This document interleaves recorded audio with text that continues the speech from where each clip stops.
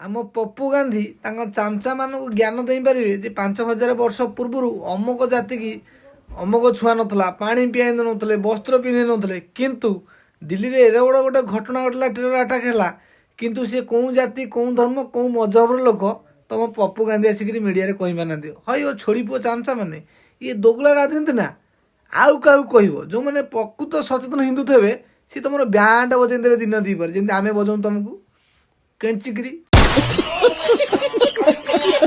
ଛୋଡ଼ି ପୁଅ ଚାମଚା ମାନେ ଏ ଜ୍ଞାନ ଆଉ କାହାକୁ ପେଲିବ।